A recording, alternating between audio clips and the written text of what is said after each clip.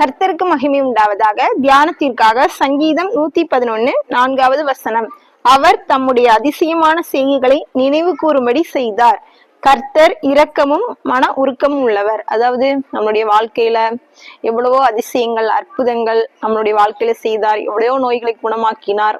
எவ்வளவோ காரியங்கள் இருந்து நம்மளை பாதுகாத்தார். ஆபத்து, நாசம், மோசம், விபத்துக்கள், மனிதரால் வந்த ஆக்கினைகள், எத்தனையோ காரியங்கள் இருந்து ஆண்டவர் நம்மளை பாதுகாத்தார். நம்மளை மீட்டார்.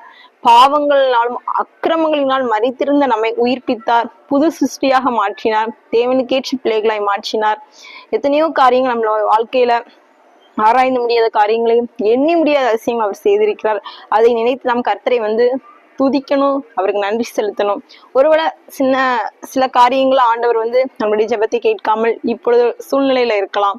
இப்பொழுது சூழ்நிலையில ஏதோ ஒரு ஜெபத்தை ஆண்டவர் கேட்காம இருக்கலாம். உடனே நாம் வேதனைப்பட்டு கலங்கிட்டு இருக்க கூடாது. நம்முடைய ஆண்டவர் எவ்வளவு பெரியவர், நமக்கு எவ்வளவு நன்மைகளை செய்தார், அதை நினைத்து நாம் மகிழ்ந்திருக்க கடவோம். கர்த்தர் உங்களை ஆசீர்வதிப்பார்.